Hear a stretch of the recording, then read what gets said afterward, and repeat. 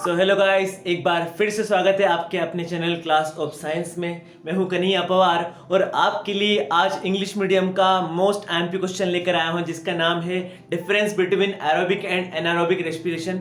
तो सबसे पहले बेसिक जानकारी हम इसके बारे में जान लेते हैं। इसके लिए आप वीडियो को पूरा देखिए और ध्यान से देखिए तो आपको ये पूरा आंसर याद भी होगा और जो है आप एग्जाम में अच्छे से लिख भी पाएंगे। तो बेसिक जानकारी ये है कि हम जो भी फूड इंटेक करते हैं, यानी कि हम जो भी खाना खाते हैं उस खाने से मिलने वाला ग्लूकोज हमारे इंटेस्टाइन से एब्जॉर्ब होकर ब्लड स्ट्रीम के थ्रू हमारी एक एक सेल तक पहुंचता है। और जब हम सांस लेते हैं यानी कि ब्रीदिंग करते हैं तो जो ऑक्सीजन लंग्स के थ्रू हमारे ब्लड में एंटर करती है वही ऑक्सीजन फिर से ब्लड के साथ एक एक सेल तक पहुंचती है और ब्लड के साथ गया ग्लूकोज और ब्लड के साथ आई हुई ऑक्सीजन एक दूसरे से रिएक्ट करते हैं, यानी कि वही ग्लूकोज जो है ऑक्सीजन से ऑक्सीडाइज होता है और हमारी एक एक सेल को एनर्जी देता है और इस तरीके से हमारी पूरी बॉडी को एनर्जी मिलती रहती है। तो अब इसी को हम एरोबिक रेस्पिरेशन और एनारोबिक रेस्पिरेशन की फॉर्म में पढ़ने वाले हैं। तो शुरू करते हैं। तो जो आंसर आपको देखना है, समझना है और याद करना है वो आपके लिए बोर्ड पर रेडी है। तो मैं आपको एक एक पॉइंट बड़े अच्छे से समझाने की कोशिश करने वाला हूं, तो आप इसे देखिए और ठान लीजिए कि अभी के अभी इस आंसर को पूरा याद कर लेंगे। तो पहला पॉइंट है कि एरोबिक रेस्पिरेशन जो होता है वो हमेशा ऑक्सीजन की प्रेजेंस में होता है और एनारोबिक रेस्पिरेशन जो होता है हमेशा ऑक्सीजन की एब्सेंस में होता है। तो आपका ये पॉइंट आप इस तरीके से लिख सकते हैं कि in aerobic respiration glucose is oxidise in the presence of oxygen, यानी कि ग्लूकोज का ही ऑक्सीडेशन अपन को बताना है। और एनारोबिक रेस्पिरेशन में आपको ये लिखना है कि in anaerobic respiration glucose is oxidised in the absence of oxygen, यानी कि ऑक्सीजन प्रेजेंट इसमें रहेगी और एब्सेंट इसमें रहेगी। आपको सेकंड पॉइंट ये बताना है कि जो एरोबिक और एनारोबिक रेस्पिरेशन है वो सेल के कौन से पार्ट में होती है। तो हमारे सेल के साइटोप्लाज्म और माइटोकॉन्ड्रिया में जो रिएक्शन होती है उसे हम एरोबिक रेस्पिरेशन बोलते हैं और सेल के साइटोप्लाज्म में होने वाली रेस्पिरेशन को हम केवल एनारोबिक रेस्पिरेशन कहते हैं। आप ये याद रखिए कि एरोबिक रेस्पिरेशन सेल के माइटोकॉन्ड्रिया वाले पार्ट में भी होती है और साइटोप्लाज्म में भी होती है। साइटोप्लाज्म क्या होता है मैं आपको एक वीडियो के लास्ट में बताऊंगा, तब तक आप इसे याद करने की कोशिश कीजिए। एनारोबिक रेस्पिरेशन केवल और केवल साइटोप्लाज्म में कंप्लीट होती है। बात करते हैं अगले पॉइंट की। तो जब ग्लूकोज ऑक्सीडाइज होता है तो एक ग्लूकोज के ऑक्सीडेशन से हमारे सेल में 38 एटीपी एनर्जी जनरेट होती है, ये रिलीज होती है, यानी कि हमें एक ग्लूकोज के ऑक्सीडेशन से 38 एटीपी एनर्जी मिलती है इन द एरोबिक रेस्पिरेशन। अब एटीपी क्या है वो भी आपको मैं वीडियो के लास्ट में बताऊंगा। और यहाँ देखें, यहाँ पर ऑक्सीजन एब्सेंस रहती है इसलिए ग्लूकोज का ऑक्सीडेशन तो होता है लेकिन एनर्जी बहुत ही कम मिलती है, केवल 2 एटीपी पर ग्लूकोज एनर्जी जनरेट होती है। अगले पॉइंट की बात, जब ग्लूकोज का ऑक्सीडेशन हो गया तो लास्ट में क्या बनता है। तो एंड प्रोडक्ट की बात करें तो जो हमारा फोर्थ पॉइंट है, एरोबिक रेस्पिरेशन में जो एंड प्रोडक्ट होता है वो कार्बन डाइऑक्साइड होता है और H2O यानी कि वाटर होता है। जब हम ब्रीथिंग में एयर को एक्सेल करते हैं कि बाहर छोड़ते हैं तो ये कार्बन डाइऑक्साइड हमारी बॉडी से बाहर जाती है और H2O हमारी बॉडी के काम में आ जाता है। एनारोबिक रेस्पिरेशन में देखें तो एंड प्रोडक्ट कार्बन डाइऑक्साइड होता है और एथेनॉल बनता है, यानी कि हमारी बॉडी में अगर ग्लूकोज का ऑक्सीडेशन हो रहा है और ऑक्सीजन एब्सेंट है तो कार्बन डाइऑक्साइड हमारी बॉडी में बनेगी और साथ में बनेगा इथेनॉल, और इथेनॉल जो है हमारे लिए इतना एनर्जी प्रोवाइड नहीं कर पाए। इतने पॉइंट एग्जाम में लिखने पर आपको बहुत ही बढ़िया मार्क्स आ सकते हैं, लेकिन इस क्वेश्चन को हम एंड करेंगे बेहतरीन और बहुत ही बढ़िया पॉइंट से, और उस पॉइंट को हम इस तरीके से लिखेंगे, aerobic respiration can be represented by this chemical equation, यानी कि हम एरोबिक रेस्पिरेशन और एनारोबिक रेस्पिरेशन के लास्ट में केमिकल इक्वेशन बता देंगे और हमारा complete full and final answer ready हो जाएगा। तो शुरू करते हैं केमिकल रिएक्शन एरोबिक रेस्पिरेशन के लिए।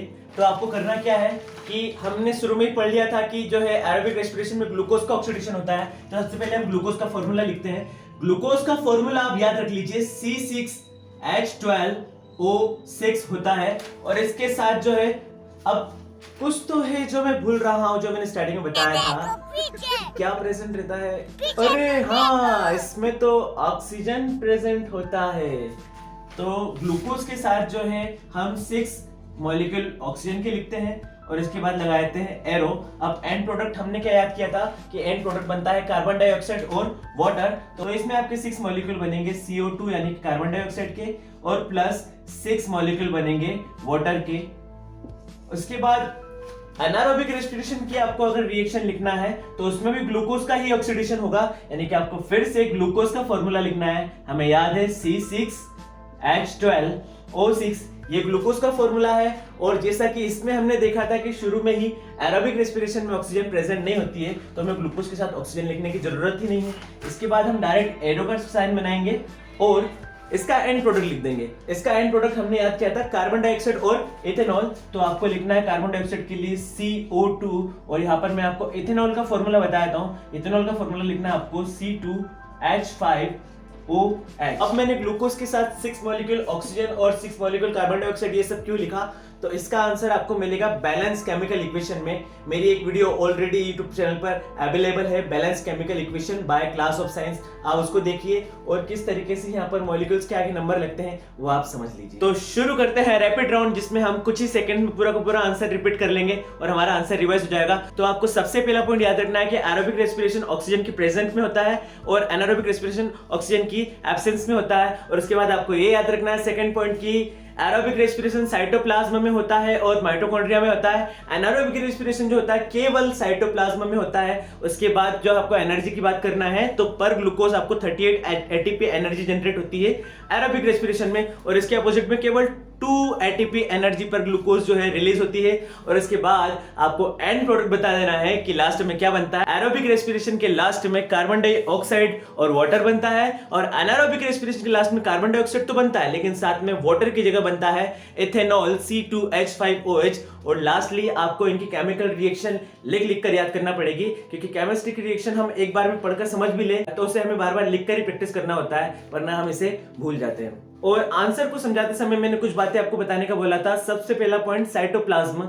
साइटोप्लाज्म उसे कहते हैं कि एक सेल है और सेल के अंदर जो भी लिक्विड के साथ जितने भी सेल ऑर्गेनेल्स जैसे माइटोकॉन्ड्रिया हो गया, एंडोप्लाज्मिक रेटिकुलम, राइबोसोम एक्सेट्रा, इसका मतलब सेल के अंदर जितना भी कुछ कंटेंट भरा हुआ है वो सारा का सारा साइटोप्लाज्म के अंडर में आता है। इसके बाद मैंने बोला था कि मैं आपको एटीपी के बारे में बताऊंगा। जैसे हम दूध को लीटर में नाप सकते हैं, लंबाई को किलोमीटर, मीटर, सेंटीमीटर में नापते हैं, वैसे ही हमारी बॉडी में बायो एनर्जी को नापने के लिए एक यूनिट है जिसका नाम है एटीपी। एटीपी का फुल फॉर्म होता है एडिनोसिन ट्राइफॉस्फेट, जो हमारी बॉडी में एज अ एनर्जी यूनिट होती है जिसे हम यूज कर पाते हैं। ये क्वेश्चन आपको मेन एग्जाम में 4 मार्क्स में आ सकता है और 4 मार्क्स के अंडर में आप अगर 5 पॉइंट लिखते हैं तो टीचर कहीं से कहीं तक आपके 1 मार्क को भी कट नहीं कर पाएगा, बशर्ते आपकी स्पेलिंग मिस्टेक नहीं होना चाहिए और आपके आंसर सुंदर और स्पष्ट दिखना चाहिए, क्लियर दिखना चाहिए।